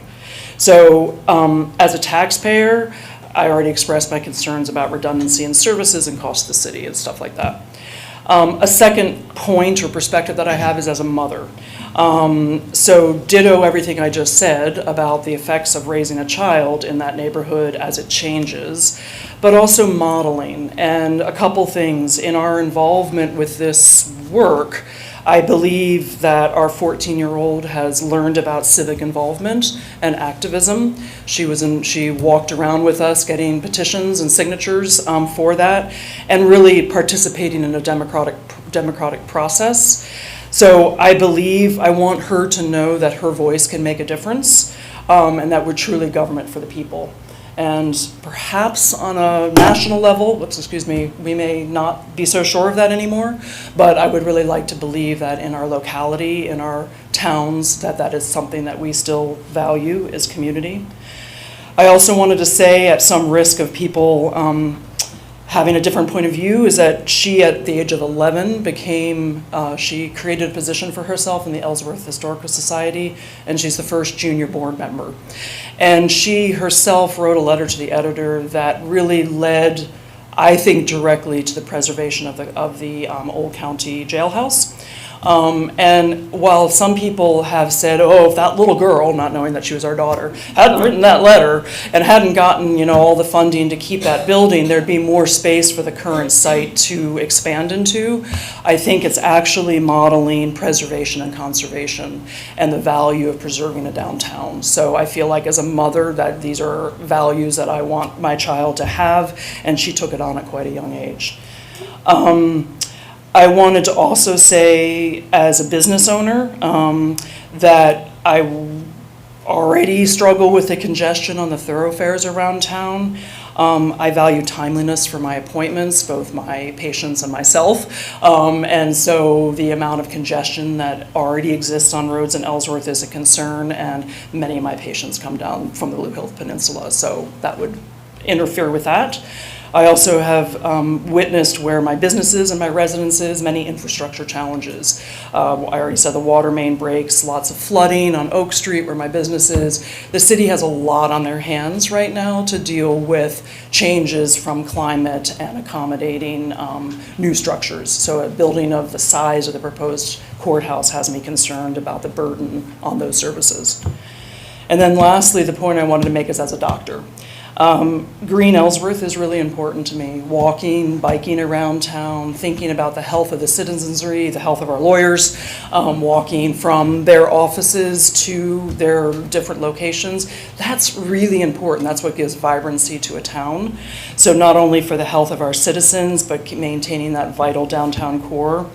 And then, of course, not to mention EMS services and access from patients to the hospital. At the public meeting, there was an EMT who spoke about the challenges they already have getting to a patient in time and getting the patients back across the bridge. And we are just going to put much more burden on EMS services to arrive at their locations to help people in need in a timely fashion. There's a limited window of time in which someone who's having a heart attack, for example, has to get to their services. And if we slow that down, I think that is a responsibility we're all taking on our shoulders if we make a decision to make that more difficult for access to those emergency services. So, thank you.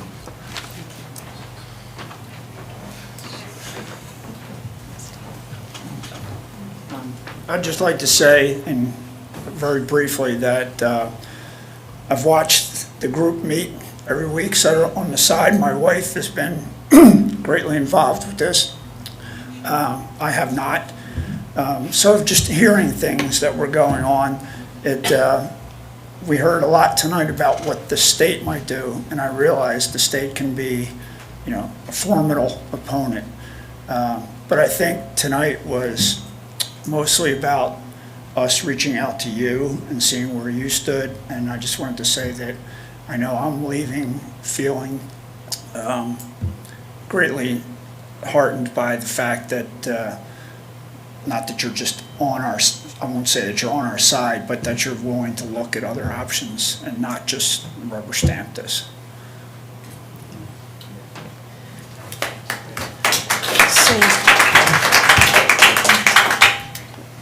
Good evening. Hi, everyone. Nicole Grahowski. I have the honor of serving as the state senator for 22 towns in this region.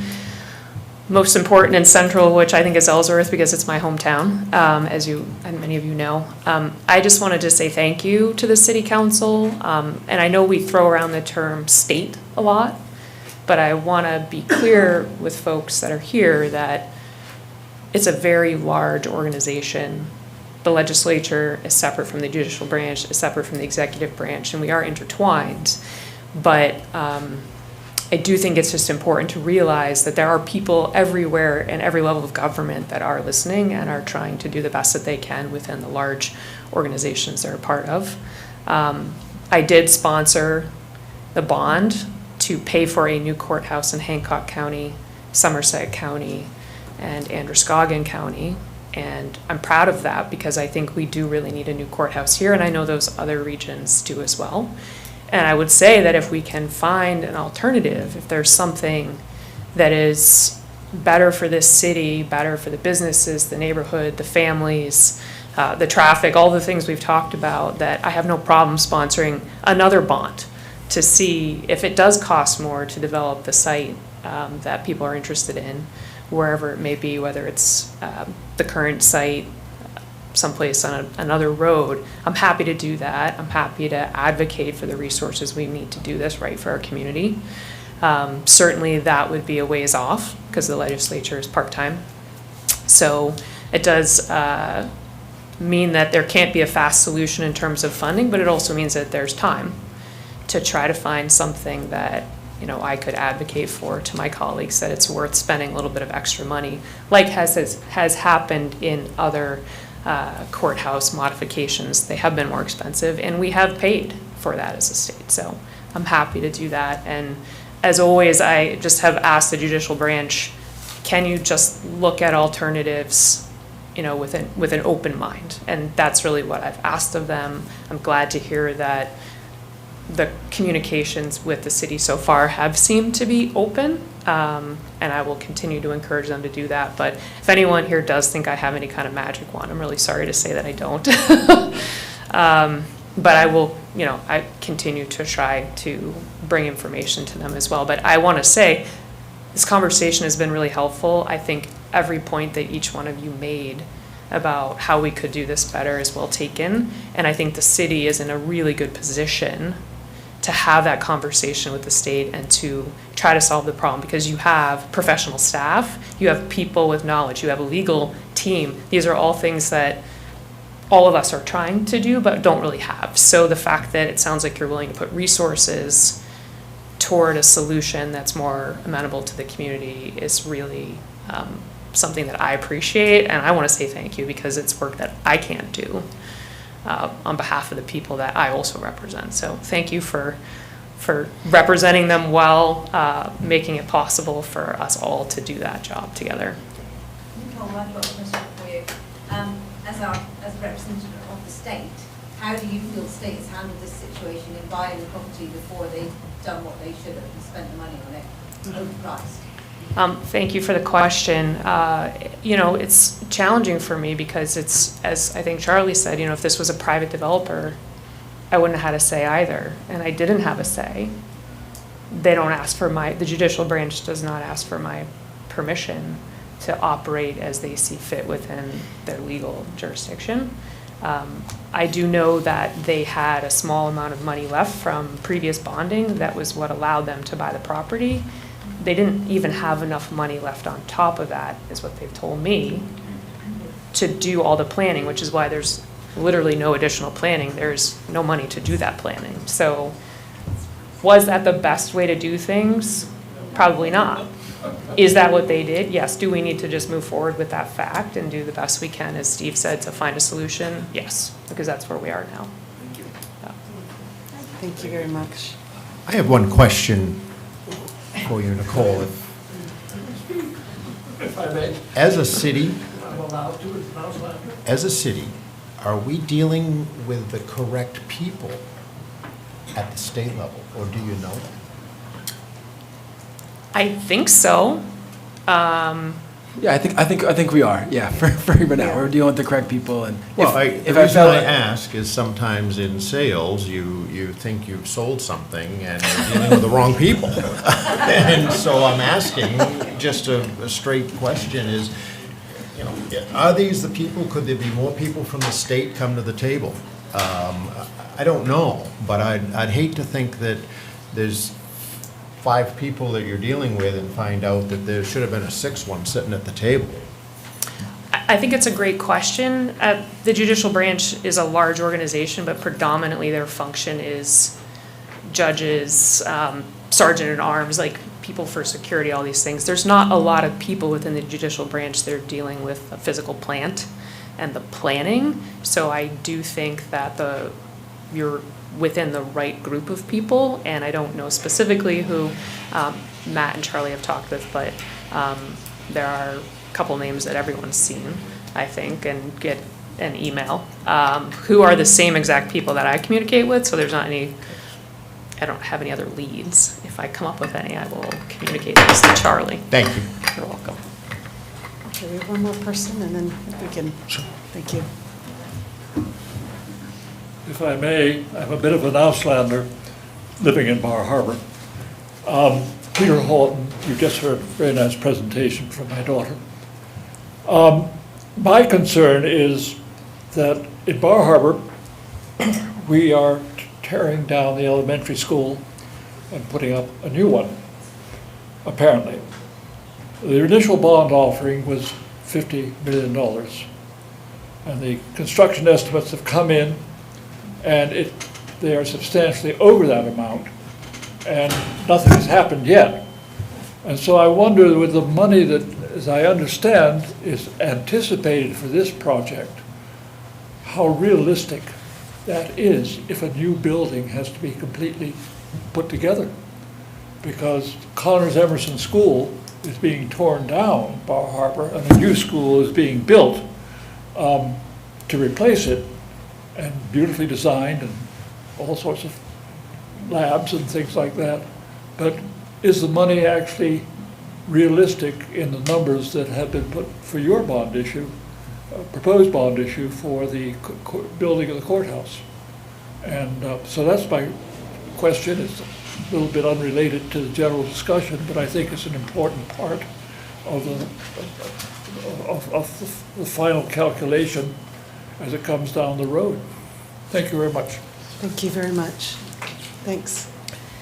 So if we can kind of wrap this up, everything that we've said, and I would like to thank everyone for being here. I've learned a lot. I've taken, as usual, a couple pages of notes on everything, and I think it'll all be very, very useful when we start conversations with the state, if that's what the council wants us to do. I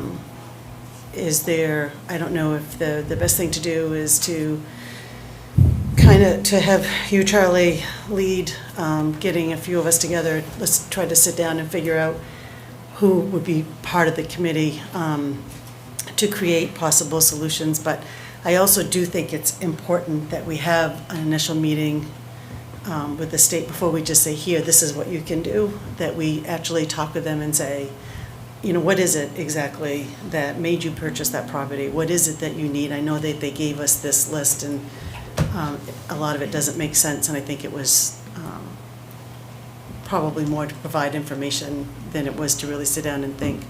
But to set up a meeting, have a group thinking about the questions that we could have, solutions that we could have, and then the formal meeting with the state, with the judicial people at the state of Maine. Sorry, I know I've dealt with them all too. So, but if we could do that, in the near future?